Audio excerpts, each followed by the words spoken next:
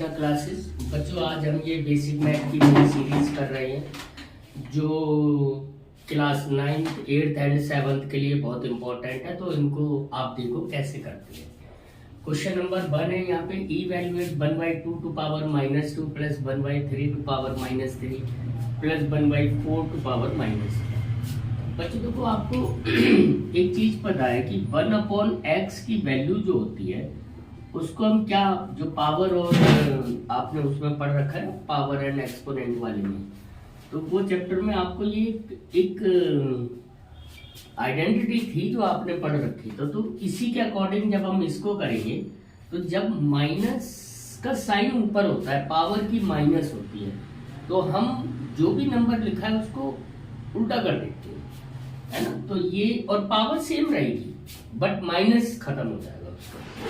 तो अब ये अगर हम 2/1 को करेंगे तो उससे हम सिर्फ 2 ही लिख सकते हैं। पहले तो चलो ऐसे ही लिखते थे 1/2 की power -2 plus 1/3 to power -3 plus 1/4 to power -2। अब जब इसको आप क्या करोगे, इसको उस आइडेंटिटी लगा दोगे वो, तो 2 की power 2 plus 3 to power 3 plus 4 to power 4 because of 1/x is equal to x to power -1। यही आइडेंटिटी यहाँ पे आपको लिखनी पड़ेगी कि आपने अगर ऐसा करा है, ये स्टेप लिया है, तो किस बिहाफ पे लिया है। ओके बच्चों, आइडेंटिटी का आपको रेफरेंस देना पड़ता है। 2 की पावर 2 कितना हो गया, 4 हो गया। 3 टू पावर 3 कितना हो गया, 3 3 जा 9 और 9 3 जा 27, तो ये 27 हो गया प्लस 16 हो गया। अब इनको जोड़ दो बच्चों, कितना हो गया 6 and 4 10 प्लस 7 का 7 1 कैरी करा 1 और 1 2 और 2 47। That is the answer. Okay, एक बार दोबारा रीचेक कर लो। 4 + 6 7, सॉरी 4 + 6 10, 1 कैरी करा 1 और ठीक है, करेक्ट है। अब एक नीचे दूसरा क्वेश्चन लिखा हुआ है, find the value of 16x² plus 24xy plus 9y²। इसकी वैल्यू बतानी है, जबकि आपके पास क्या गिवन है, x is equal to 1/2 and y is equal to 1/3। तो एक तो बच्चे सिंपल होता है, इसको सबसे पहले हम क्या लिखेंगे आंसर में, आंसर यहाँ पे भी ये आंसर होगा। सबसे पहले हम क्या लिखेंगे बच्चों, सीधी सीधी इक्वेशन लिखेंगे 16x² plus 24xy plus 9y², है ना। पुट द वैल्यू ऑफ, क्या लिखेंगे, put the value of x equal to 1/2 and y equal to 1/2। ये हम पुट कर देंगे तो ये क्या हो जाएगा, 16x की जगह हम 1/2 लिख देंगे, इस पे स्क्वायर हो गया प्लस 24 इंटू 1/2 इंटू 1/3, इसके बाद प्लस 9 इंटू 1/3 का होल स्क्वायर। ये बच्चों कितना हो जाएगा, देखो 16 मल्टीप्लाई बाय 1/4।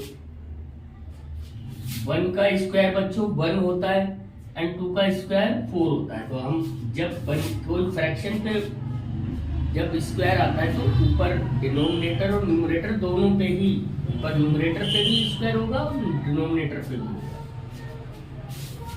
इसको अगर बच्चों आप देखो तो 2 से हमने इसको काट दिया, 2 से कट गया ये 12 टाइम और 3 से कट गया ये 4 टाइम्स। तो हम सीधा 4 ही लिखेंगे यहाँ पे, 4 प्लस 9 इंटू 1/9।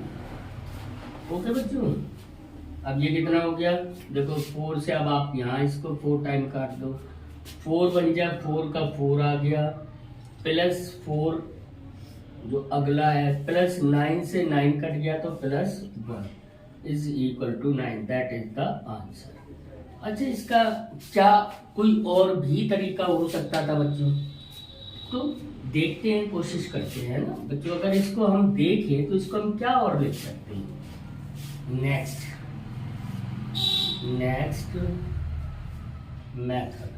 अगला मेथड क्या हो सकता था, अगर हमने ये लिखा 16x² plus 24xy plus 9y², तो हमें ये पता है कि हमारे पास एक आइडेंटिटी होती है बच्चों, a प्लस बी का whole square is equal to a का स्क्वायर प्लस b का स्क्वायर प्लस 2।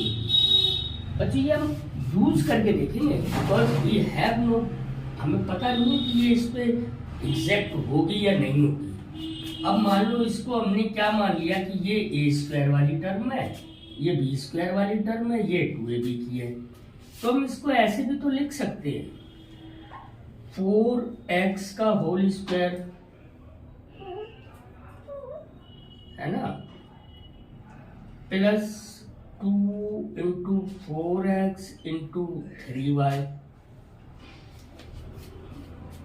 4 दूनी 24, ठीक है, प्लस ये 3y का होल स्क्वायर।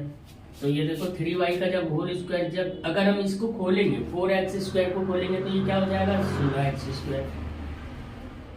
जब ये 2 इंटू 4xy इन सबको मल्टीप्लाई कर देंगे तो ये 3 4 जा 12, 12 2 जा 24, ये हो जाएगा 3y का, ये 9y² हो जाएगा। तो ये इसका ये मतलब हो गया कि ये इसमें आ गई 4x प्लस 3y का होल स्क्वायर। अब आप इसमें यहाँ पे ये मैंने आपको, हालांकि ये आपका पूरा करेक्ट है, सब कुछ ठीक है, पर इसको करने से क्या होता है आपको थोड़ा सा मैथ और एक्स्ट्रा समझ आता है कि अगर आपको कभी इस तरह की फैक्टराइजेशन भी करने को आ जाए तो भी आप कर सकते हो, है ना। और इसी को हम क्या और लिख सकते हैं, इसी को हम ये भी लिख सकते हैं कि चलो ऐसे कर देते हैं सिंपल, अब इससे ज्यादा नहीं करते। 4 इंटू एक्स कितना है 1/2 प्लस 3 इंटू वाई कितना है 1/3 का होल स्क्वायर, ये 2 से ये 2 कट गया, 3 से 3 कट गया, बराबर 3 का होल स्क्वायर बराबर 9। That is the answer.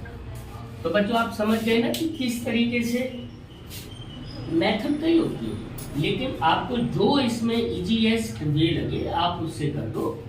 Okay, तो इसी तरह के और भी क्वेश्चन हम अगली वीडियोज में लाते रहेंगे। बच्चों कोई भी आपको इस तरह के डाउट्स होते हैं तो प्लीज मुझे कमेंट करो, मैं उसको आपकी वीडियोज में बना के आपके पास तक पहुंचा दूंगा। Thank you so much. Like and subscribe भी करते रहिए।